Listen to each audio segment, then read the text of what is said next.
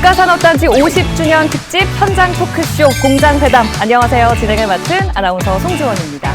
지난 공장회담 1편에서는요. 저희가 창원 국가산단의 과거와 현재를 통해서 미래를 전망해보는 시간을 가졌고요. 2부에서는 그야말로 르네상스를 맞은 메이드 인 창원 K방산의 저력을 확인할 수 있었습니다. 그리고 오늘 3부는요. 우주항공산업의 메카라고 할 수 있는 바로 이곳 경남 창원에서 우리가 우주로 가야 하는 이유에 대해서 다양한 이야기를 나눠볼 예정입니다. 오늘 공장회담 3부는요. 우주시대를 개척하고 있는 경남 우주 어벤져스 팀 그리고 앞으로 우주시대를 열어갈 미래세대와 함께합니다. 반갑습니다. 그리고 공장회담의 마스코트 한반장님, 지역 스토리텔링 연구소 김태훈 소장님과 함께합니다. 안녕하세요. 반갑습니다. 공장회담의 차급반장 한반장입니다. 원래 이 우주라는 공간이 굉장히 미지의 공간이잖아요. 그래서 오늘 어떤 재미난 이야기가 나올지 기대가 됩니다. 아, 기대됩니다. 밀리터리와 우주는 한 끗 차이거든요. 저 밀리터리 애호가이자 스페이스 관심자로서 오늘도 팬심으로 함께하겠습니다. 대한민국 항공우주과학기술 연구를 담당하는 한국항공우주연구원 발사체 연구소 최환석 소장님입니다. 여러분 큰 박수로 모시겠습니다.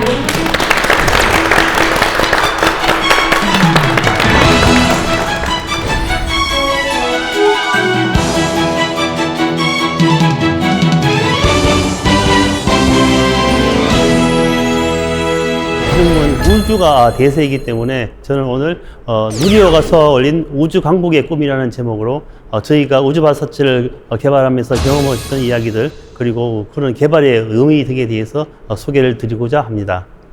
우주로 가기 위해서는 무엇이 필요할까요? 우주선, 로켓. 우주복, 로켓. 예, 맞습니다. 우주 수송선인 로켓이 필요합니다. 한국은 우주 선진국보다 약 50년가량 뒤늦은 1990년부터 로켓 개발을 시작하였습니다. 우리 한국의 로켓이라고 하면 무엇이 생각날까요? 여기 정답이 나와 있는 것 같아요. 나로호랑 누리호가 누리호. 생각납니다. 근데 소장님, 나로호랑 누리호 헷갈려하는 사람도 많은 것 같은데 그렇죠. 전문가들 중에도 그러신 분들도 계세요? 리얼로. 예, 저희들도 뭐 이야기를 하다 보면 이름도 비슷하고 같이 세 글자이기 때문에 좀 헷갈리는 면이 있습니다.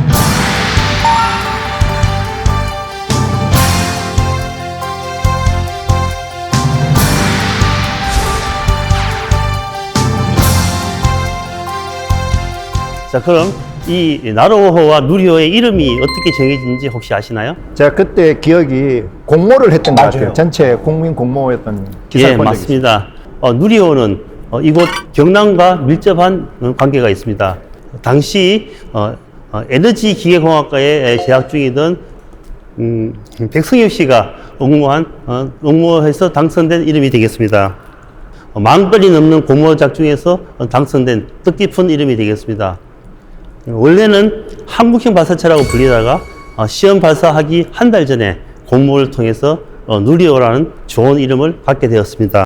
아, 그럼 누리호한테는 경남이 친정이네요. 친정. 네. 예, 나로호와 누리호는 여러분들께 잘 알고 계시겠지만 사실 그 이전에 과학 로켓 개발 사업이 있었습니다.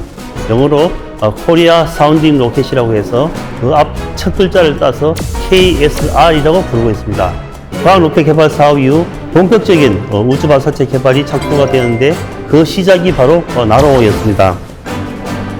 나로호는 100kg급의 소형 위성을 지구 저궤도에 올리는 역할을 하였는데 우주 발사체는 그 과학 로켓에 비해 한 차원 높은 수준의 기술이 필요하기 때문에 당시에 국제 협력으로 사업을 추진하기로 하였습니다. 그리고 러시아가 해외 협력 기관으로 선정이 되었습니다. 그런데 이 로켓 기술 분야는 1987년에 시작된 MTCR이라고 불리는 미사일 기술 통제 체제에 의해서 국가 간 기술 이전이나 관련 제품의 거래가 철저히 통제되고 있습니다. 다행히 한국은 2001년 3월에 세계 33번째로 이 MTCR 조약에 가입하게 됨으로써 좀 제한적이긴 하지만 국제 협력이 어느 정도 가능해졌습니다. 저 발사체를 기준으로 보면 1단 로켓은 러시아에서 제공하고 2단에 고체 추진제를 장착한 로켓과 위성 보호 덮개인 그 페어링, 그리고 통신장치 등은 우리 한국에서 담당하였습니다. 개발 과정에 참 어려운 점이 있었습니다.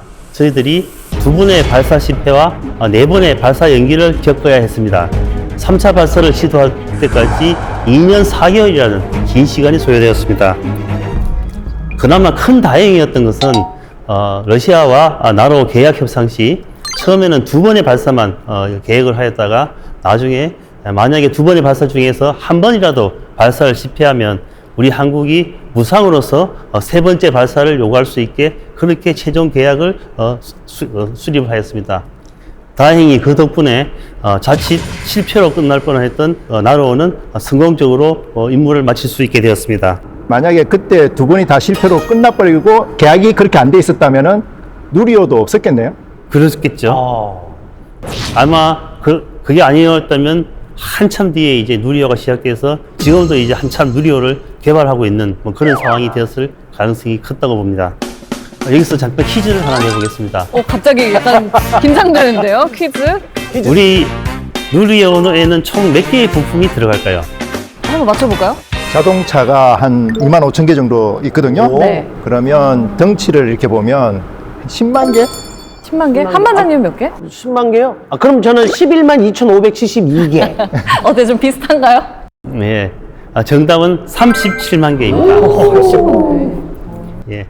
그렇게 많은 부품이 들어가지만 그 중에서 가장 개발이 어려운 부품을 꼽으라고 한다면 아마 액체 로켓 엔진이 될 것입니다.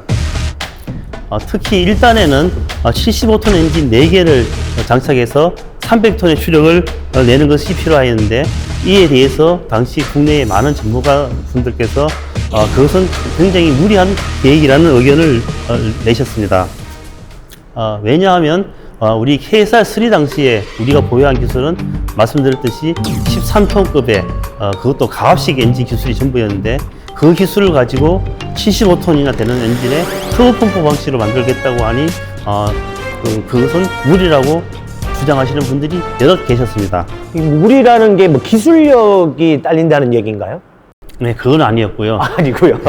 사실 그 말씀이 맞기는 맞았습니다만은 기술적으로는 사실 저희가 무리가 없었고 다만 연구 인력들이 너무 부족해서 저희들이 일을 하는데 항상 무리가 따랐습니다. 연구원들이 하루에 많은 시간을 일을 하면서 무리를 했어야 됐고요. 그 무리한 연구원 중에 한 분이 우리 소장님이신 거 아닙니까? 예, 저도 그때는 실무를 하면서 굉장히 무리를 많이 했습니다. 근데 그렇게 해서 만들어진 게 지금 이 사진 속의 엔진인 건가요? 예, 맞습니다. 바로 저 엔진입니다. 와, 오, 멋있어요. 야, 멋지다. 저도 가끔씩 저 엔진을 보면 정말 이게 우리가 개발한 엔진이 맞나 하면서 저도 놀라고 있습니다. 예. 다음 단계는 75톤 엔진 4개를 묶어서 300톤의 추력을 내는 종합 연소 시험이었습니다. 우리나라에서 최초로 시도하는 대규모 연소 시험이었습니다. 총 3차에 걸쳐서 연소 시간을 30초, 100초, 125초로 증가시키면서 연소 시험을 실시하였습니다. 한 치의 오살만 발생하여도 큰 사고로 이어질 수 있기 때문에 시험에 참여하는 연구진은 굉장히 긴장된 자세로 시험에 임하게 됩니다. 특히 세 번째 시험에서는 시간이 얼마나 남았는지 125초 동안 시계를 몇 번이나 쳐다봐야 될 정도로 극도의 긴장감 속에서 시험이 수행되었습니다. 그러니까요, 소장님. 그게 125초가 마치 한 12시간인 것 같은 느낌이 들었을 것 같아요. 예, 맞습니다. 다음 단계는 누리호의 실제 비행 시험이었습니다. 발사대를 이륙한 누리호는 단분리, 페어링 분리, 그리고 3단 점화 등 모든 절차를 정상적으로 수행하고 성공을 눈앞에 두고 있었습니다. 하지만 3단 엔진이 예정된 연소 시간보다 약 46초 빨리 종료가 되면서 탑재된 위성모사체는 궤도 진입에 필요한 속도를 얻지 못하고 결국 궤도 안착에 실패하였습니다. 자, 그때 그날 어디에서 뭘 했는지 기억이 나거든요. 경남대 앞에 카페였어요. 네. 그래서 맥주를 하나 시켜놓고 축배를 마시자 이렇게 이제 기다리고 있었는데 그게 결국에 실패로 끝난 거예요. 그때 저도 너무 안타까워서 이제 쓴 맥주를 마셨죠. 정말. 굉장히 좀 당사자는 더 오죽했을까 싶은 생각이 그러게요. 들더라고요. 예. 예, 이렇게 누리호 1차 발사가 최종 단계에서 실패하긴 하였지만 우리가 직접 손으로 개발한 자력으로 개발한 발사체를 첫 시도에서 처음부터 마지막 위성 분리까지 성공적으로 그 과정을 검증하였다는데 저희는 의의를 두고 있습니다.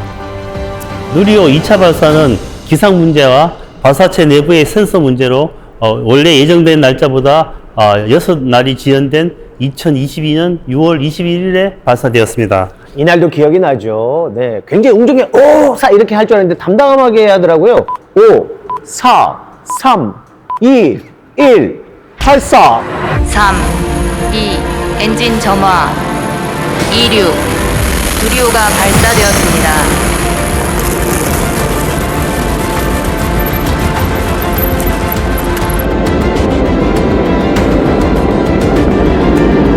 (2023년 5월 25일에) 3차 발사를 수행하였는데요. 목표 발사 시각인 오후 6시 24분에 정확히 발사대를 이룩하였습니다. 이후 위성을 궤도에 투입시키는 데 필요한 속도를 만족시키고 위성을 고도 550km 궤도에 정확하게 안착시켰습니다. 이쯤 되면 우리 박수 한번 쳐야 될 것 그럼요. 같아요. 멋있습니다. 저도 너무 당연하게 생각해서 기억이 안 나는 거예요. 보시는 바로 저 영상이 누리호 3차 발사에 탑재되었던 차세대 소형 위성 2호에서 보내준 영상입니다. 저기는 신도시 같은데? 근데 소장님, 저 좀 궁금한 게 이런 사진들은 한 몇 킬로 정도 떨어진 곳에서 찍은 거예요? 이 위성은 550km 고도에 안착하였기 때문에 그 지구에서 550km 떨어진 곳에서 찍은 사진이 되겠습니다. 야, 그 높은 곳에서 찍었는데 산맥이 다 보이고, 아우, 굉장히 섬세하네요. 예, 그러니까 기술이죠. 전략적으로 굉장히 가치가 있는 위성이라고 볼 수가 있겠습니다. 예, 누리호 발사 성공으로 13년간에 걸친 도전은 마침내 성공으로 마무리되었습니다. 우리 위성을 우리 땅에서 우리 발사체로 쏘아 올릴 수 있는 기술을 확보하였고, 이로써 우리는 자주적인 우주 개발 역량을 갖게 되었습니다. 우주 강국의 꿈은 이제 시작되었습니다.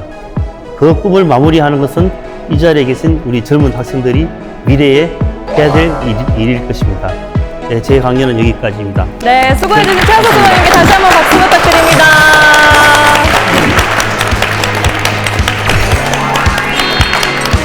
자, 그러면 공장회담 첫 번째 주제와 제시어 바로 확인해 보겠습니다. 보여주실까요?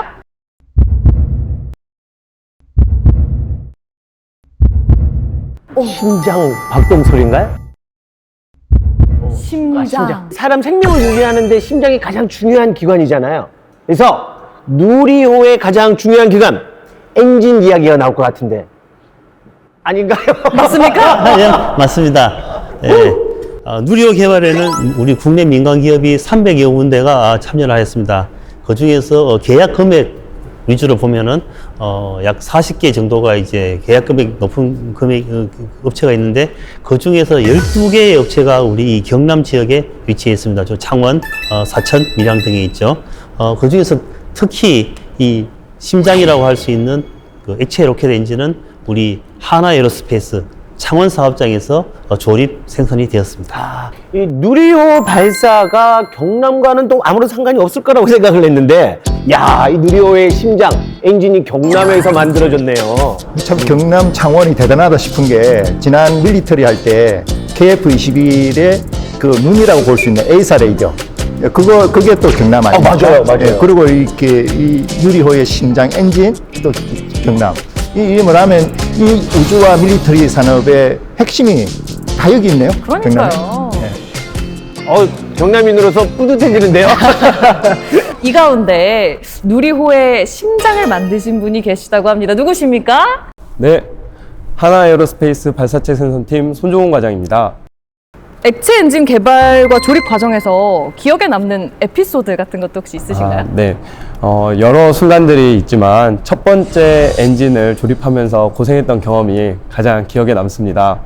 75톤 엔진을 조립하는 데는 약 458개의 공정을 거쳐야 되는데요. 제가 잘못 들은 거 아니죠? 458개의 공정이 있어야 네. 된다. 와, 그러면 엔진 하나 조립하는데 이 기간이 얼마나 걸리는 건가요?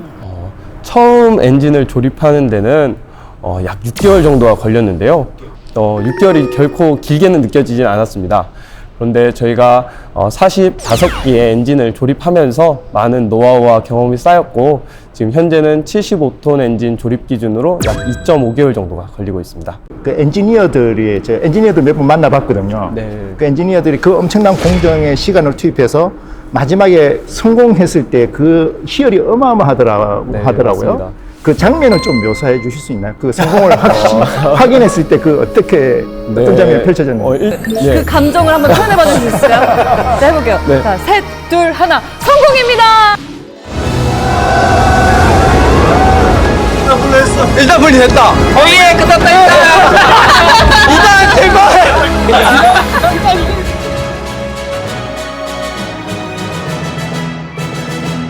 저는 사실 그런데 2단 엔진 네, 조립 네, 네. 엔지니어서 저는 첫 번째 엔진 담당자분께서 한참 기뻐하신 이후에 네. 마음을 졸이고 있다가 두 번째 엔진이 네, 두 번째 이제- 엔진이 네. 성공했단다!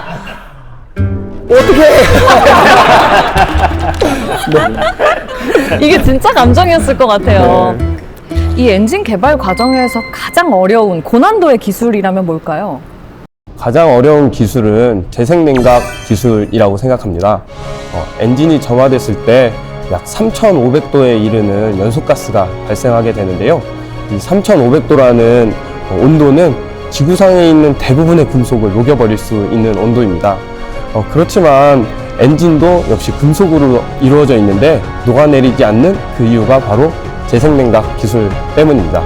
누리호 엔진을 조금 자세히 보신 분들은 엔진의 표면이 울퉁불퉁한 걸 보실 수 있는데요. 이 울퉁불퉁한 표면 아래에 재생냉각 채널이 존재를 하고 그 재생냉각의 연료가 지나가면서 이 3,500도의 연료부터 엔진을 보호해주는 거죠. 이 3,500도 가름이 안 되네요. 50도는 제가 금방 알거든요. 아 뜨거 이 정도 50도인데 이 열을 견디는 것도 대단할 것 같은데 소장님, 재생냉각이라는 기술 이거 대단한 기술인 거죠? 예, 맞습니다. 우리 과장님께서 잘 설명해 주셨는데요. 우리나라 최초의 액체 엔진인 KSR3 엔진을 개발할 때는 사실 저희가 그 기술이 없었습니다. 그래서 내열제라고 하는 소재로 만들었는데요. 이 내열제는 스스로 조금씩 타들어가면서 자신을 보호합니다. 그런데 이 엔진이 갖는 치명적인 단점이 뭐냐? 한 번밖에 쓰지를 못한다. 왜냐면 이게 타들어가기 때문에. 그래서 요즘 스페이스 아까 말씀하셨듯이 제소형 발사체가 대세인데 이런 내열제 방식으로는 제소형 발사체는 꿈도 꿀 수가 없습니다. 그렇기 때문에 이 재생냉각 기술, 재사형 발사체를 위해서 굉장히 중요한 기술입니다. 와, 정말 들을수록 신기합니다.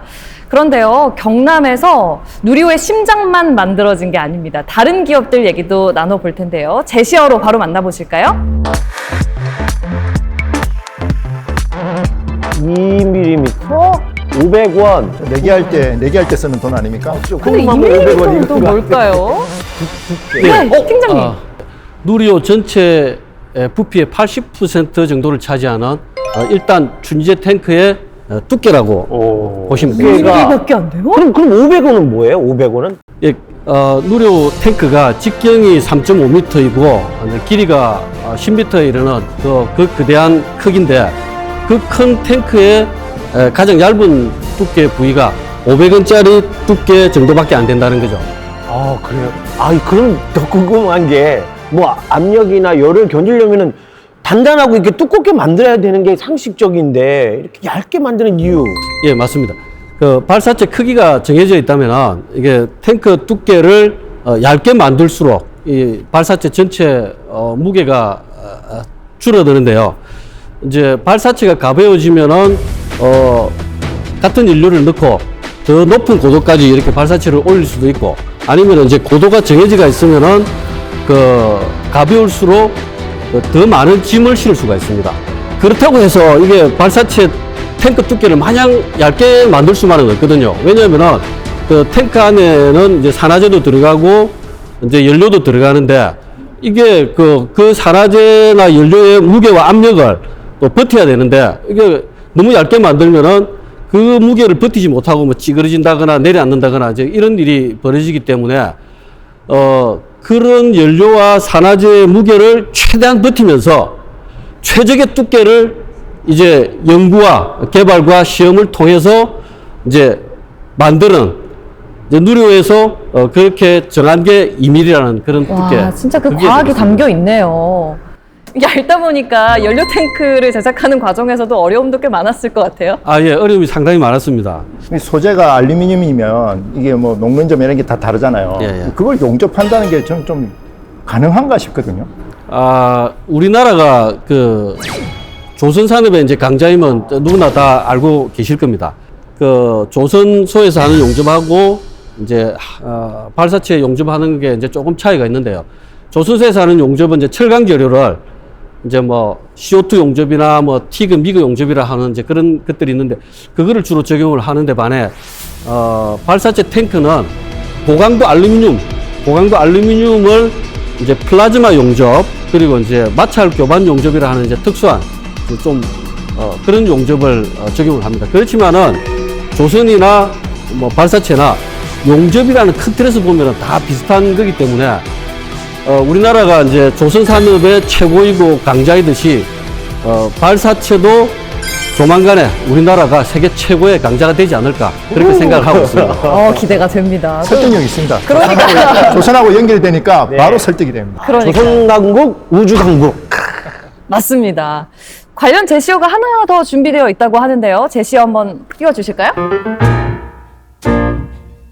밥공기. 1편에서는 밥솥이 나왔는데 3편에서는 밥공기가 나오네요.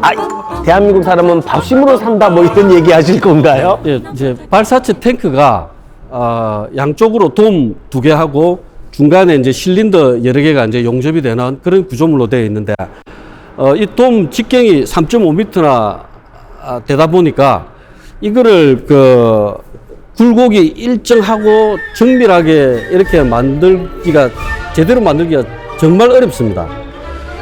이제 그 평평한 알루미늄 그 원판을 장비에 이렇게 물려가지고 이걸 이제 회전을 하면서 우리가 그 도자기 이렇게 쫙 그 성형하듯이 네. 이렇게 힘을 줘서 이제 밥공기 모양으로 만드는데 그게 잘 안 돼가지고 제가 고생을 정말 많이 했습니다. 그렇게 이제 이게 개발이 잘 안 되던 시기에 이제 집에 가서 이제 저녁을 먹다 보면은 네. 이 밥공기가 눈앞에 딱 있습니다. 이게 밥공기를 볼 때마다 스트레스가 팍 쌓이고 한숨도 나오고 이래가지고 이제 그걸 보던 이제 제 와이프가 등달아 이제 한숨도 쉬고 네. 이러다가 어느 날 와이프가 이제는 저 네모난 밥공기를 또 사와가지고 한동안 이제 거기다가 이제 밥을 떠먹었던 이제 현명하시다. 그런 적이 있었습니다. 그러다가 이제 발사가 성공적으로 되고 이제 돔 개발이 이제 성공적으로 되고 나서는 다시 이제 둥근 정말 밥그릇에 이렇게 밥을 먹던 그런 게 기억이 납니다. 그러니까요. 자, 그럼 이번에도 제시어를 통해서 계속 토크 이어나가 보도록 하겠습니다. 물탱크, 아니 지금 우주 이야기하고 막 엔진 이야기를 하는데 이거 물탱크가 잘못 나온 거 아닌가요? 물탱크? 이건 어떤 분이 대답을 해주실까요? 물탱크가 우주 발사체 엔진과 무슨 관련이 있을까 그렇게 의아하실 텐데요. 발사체 엔진의 연소 화염 온도가 무려 3,500도씨 이상 됩니다.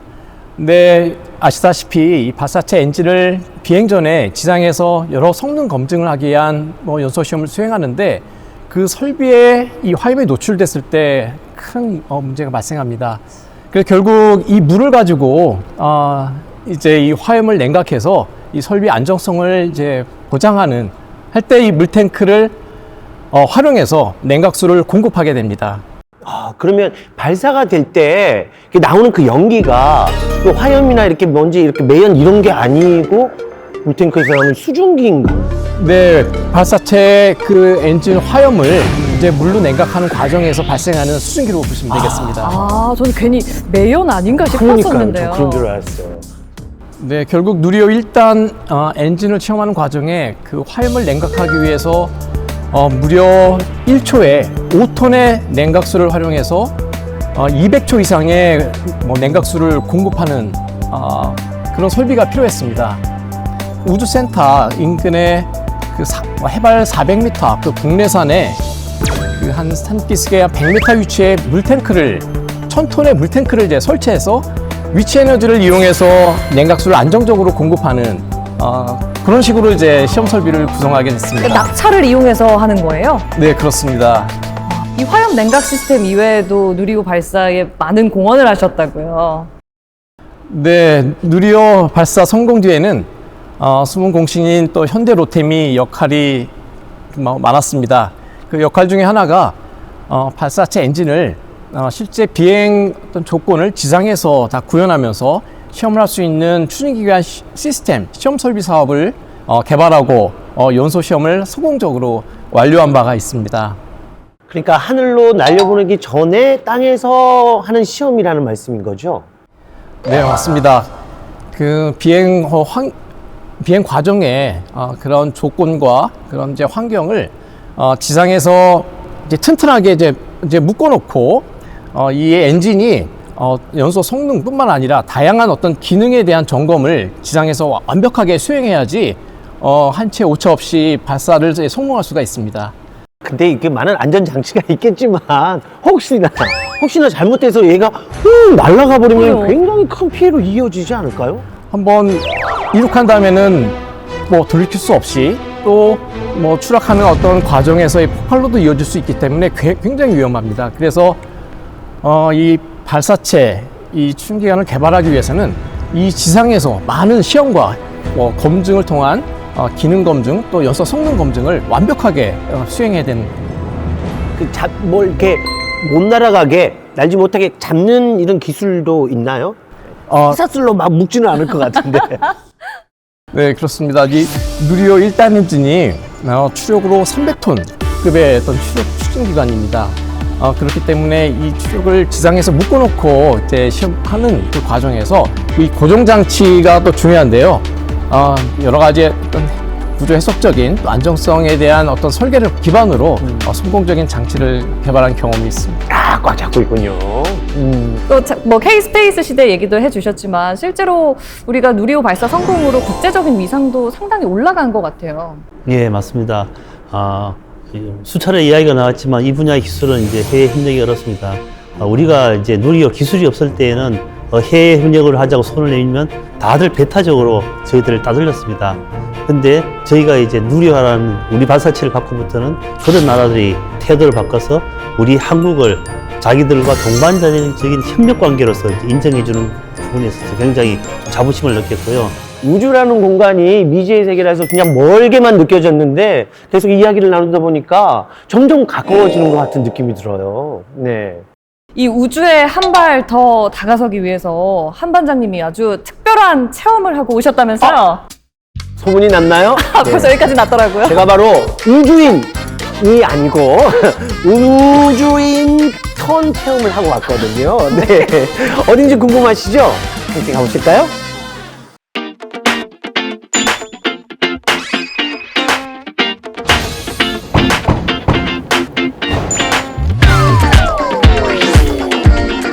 반장이 간다! 들린가요? 그럼 이게 불가이네요.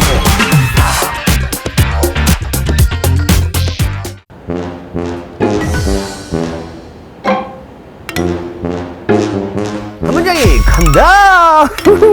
오, 오늘 우주! 잠깐만! 임명장! 인턴이요?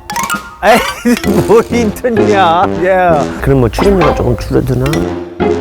저는 오늘 진짜 뭐 어떻게 우주로 가는 거예요? 아니 우주인이 되는 거예요? 하인터님! 네. 네, 오늘 우주로 가시게 될 겁니다. 진짜요? 와우! 여기 우주부품시험센터에 한번 들어가셔서 우주를 한번 경험해 보시죠. 와, 그럼 우주인이 되는 거죠? 그냥 뭐 일반 건물 같은데?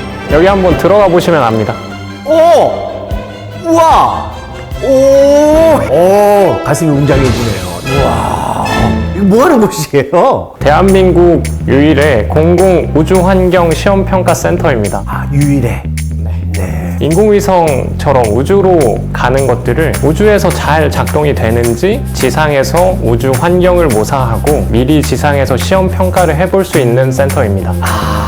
여기서 다 해보고 우주로 보내는군요. 네, 맞습니다. 우주 기술이라는 게 국가 경쟁력이기 때문에 국산화를 위해 연구 개발하고 있는 기업들이 우주 환경 시험 평가를 받고 우주로 부품들을 보내는 역할을 수행하고 있습니다. 야, 들어가 봐도 되죠? 네, 들어가 보셔도 됩니다. 여기 가보시죠. 파인터님? 네네. 안 됩니다. 여기는 깨끗한 청정구역이라서 청정복을 입고 입장을 하셔야 됩니다. 어제 다 씻었어요. 털어도 먼지 하나 안 나요. 안 됩니다. 입으셔야 됩니다. 아, 그래요? 짠! 오, 신기하네요. 네, 신기하시죠? 자, 이제 한번 들어가 볼까요? 어허.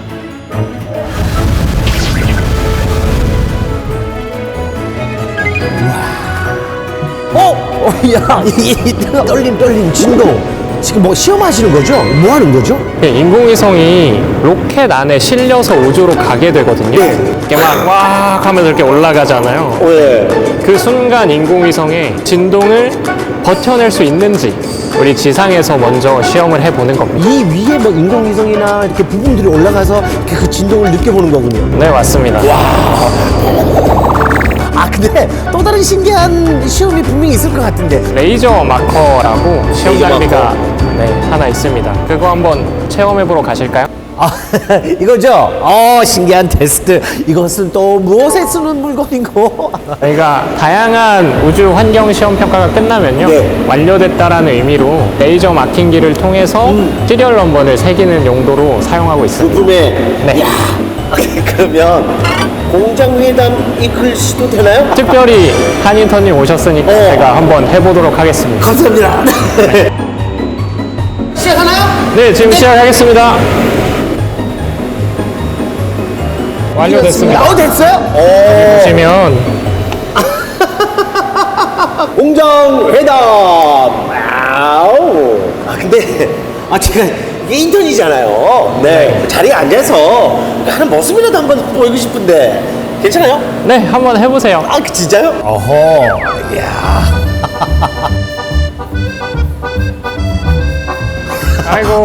아이고 잘한다. 인턴은 힘들어. 힘을 내.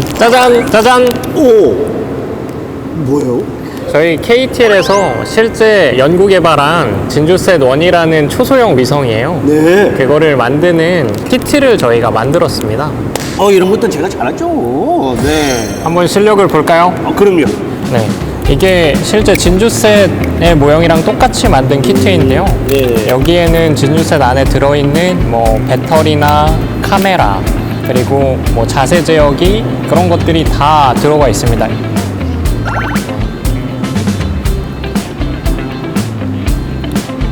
짜잔!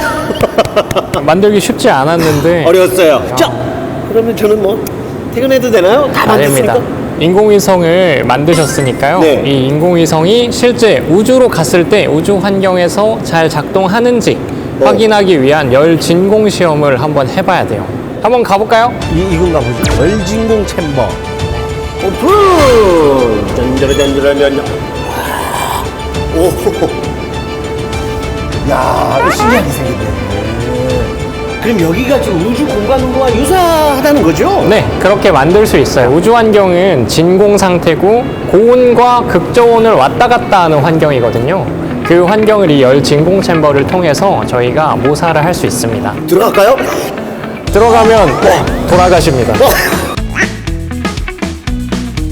그럼 저희가 아까 만들었던 인공위성 있죠? 네. 그 인공위성을 한번 여기에 넣고 챔버 문을 닫아볼게요. 오케이.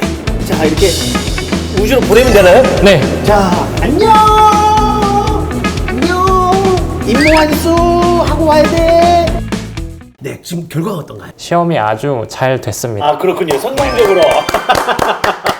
세계는 미래로 우주로 가까이 가는 시간이었습니다. 그러면 임무도 완수했으니까 퇴근해도 될까요? 네, 너무 고생 많으셨으니까요. 이제 퇴근하셔도 됩니다. 맞습니다. 퇴근합니다. 한반장이 간다! 너무 잘 봤습니다. 한반장님 가서 여기로 딱 이렇게 오신 거네요, 지금. 바로 왔습니다. 순간 이동하신 것 같아요. 한노재 팀장님, 오래 기다리셨습니다. 이 우주 부품 시험센터 언제 만들어지게 된 건가요? 저희 우주부품시험센터는 2020년도에 진주 상대동에서 개소를 하게 되었습니다. 저희 센터는 국내 최초로 기업을 전문적으로 전담을 해서 우주 환경 시험을 지원해주기 위한 시설로서 지어졌고요. 저희가 우주 위성이 많이 만들어짐에 따라서 2028년에 진주 정촌면으로 확장해서 저희가 이전할 예정을 갖고 있습니다. 여기서 잠깐요. 최초라는 표현은 지금까지 이런 시험 시설이 없었다는 얘기인 거죠? 아닙니다. 아니에요? 네, 한국항공우주연구원이나 카이스트 인공위성연구소에서 비슷한 장비들이 있었습니다. 그런데 이런 연구소에서 갖고 있는 장비들은 국가에서 개발하는 인공위성들을 시험하기에 수요가 충분히 사용되기 때문에 민간에서 또는 이제 기업체 쪽에서 개발하는 부품들을 시험하기에는 다소 부족한 면이 있었는데요. 뉴스페이스 시대에 따라서 이제 민간 우주 개발이 활성화되고 민간 업체들이 이제 다양한 우주 환경 시험을 하기 위해서 나라에서 이런 시험을 지원해주기 위한 시설로서 저희 우주부품시험센터가 구축되게 되었는데요. 저희 센터에서는 국제 기준에 적합하게 시험 장비를 갖춰서 기업들이 이제 비용을 지불하고 우주 환경 시험을 수행하게 되는데, 이런 비용들이 해외에서 나가서 시험하는 비용보다 아주 저렴하게 시험이 가능하게 만들어져 있습니다. 꼭 이렇게 우주 부품 시험 연구 같은 것을 꼭 거쳐야 되나요? 네, 모든 인공위성은 우주환경 시험을 거쳐서 거기에 통과를 해야만 발사체에 실을 수가 있습니다. 만일 그런 것을 통과하지 못한 인공위성을 함부로 이제 발사체에 놓겨내면 발사체 만드신 고생하신 연구원들이 만든 발사체에서 이렇게 인공위성이 문제를 또 일으킬 수가 있습니다. 올라가는 과정 중에. 예, 그래서 이제 그런 어려움이 있고요. 우주 환경에서의 신뢰성은 매우 중요한데요. 왜냐하면 우주로 발사된 위성들은 수리를 할 수가 없습니다. 그러면 수리를 할 수 없는 위성들을 지상 환경에서 아주 우주와 유사한 환경에서 시험을 거쳐서 신뢰성 검토가 필수적으로 수행되어야 합니다. 자, 다음 제시어는요, 제시어 대신 영상이 준비되어 있다고 하거든요. 같이 보시고 이야기 나눠볼까요?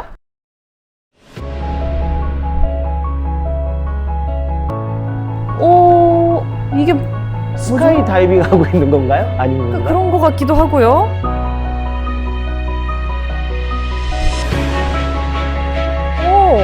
이거 지구인데?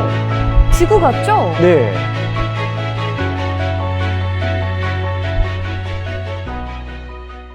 이 영상을 보셨다고요? 예. 그 김해 분성고등학교 동아리 학생들이 풍선을 띄워서 네. 우주를 체험하고 체험했던 그 영상인데, 네. 제가 최근에 본 게 조회수가 37만 회? 와우. 예. 그 정도였어요? 그러면 이 영상을 직접 찍은 분께 한번 여쭤보죠. 저희가 저 프로젝트를 이제 우주풍선 프로젝트라고 보통 외국에서는 스페이스 벌룬이라고 부르는데요.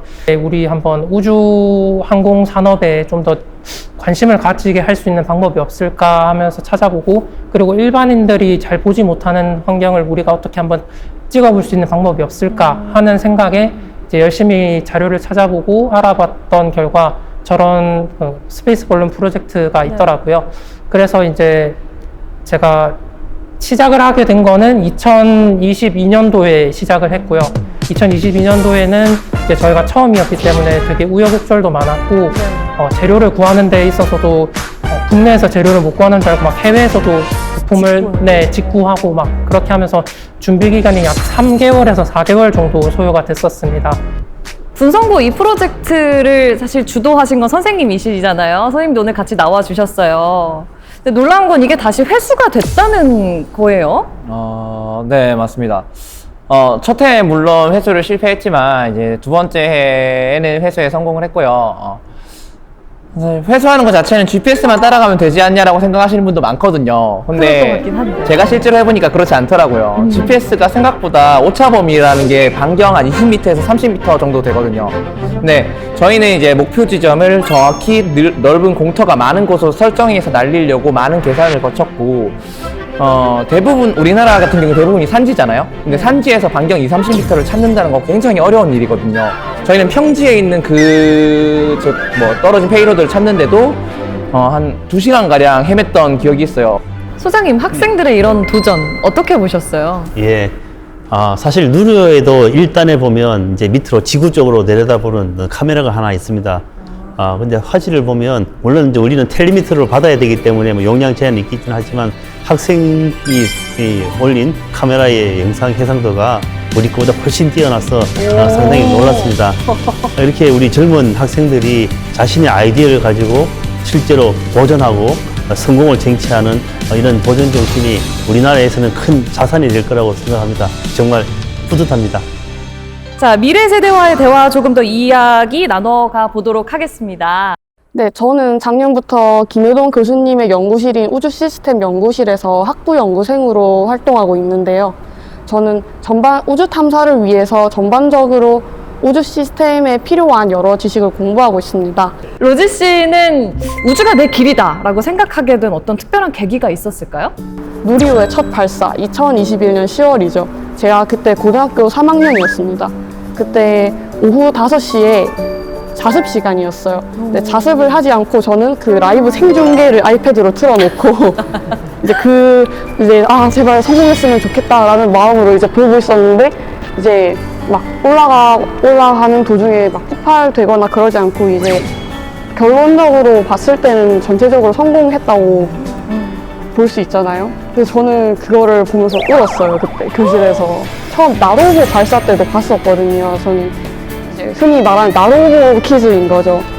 초등학생 때 그 나로호를 보고 이제 고등학생 때 그 누리호를 보면서 와, 우리나라 우주 산업 미래가 참 밝구나. 그리고 이것을 위해서 정말로 많은 사람들이 많은 노력을 기울이고 있구나. 나도 이런 우리나라를 위한 보람찬 일을 직접 뛰어들어서 해보고 싶다라는 생각이 강하게 들었습니다. 그분들이 다 여기 계시잖아요. 다 여기 계시잖아요. 자, 그러면 여기서 반도체기적으로 제가 한번 여쭤보도록 하겠습니다.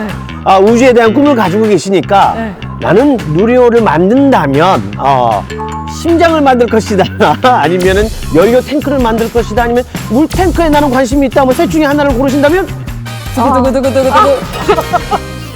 제가 여기 계신 분들의 기업이나 우리 우주 탐사에 참여하는 모든 기업들이 정말 너무 대단하고 멋진 기업들이라서 제가 감히 선택하기는 어려울 것 같습니다만은.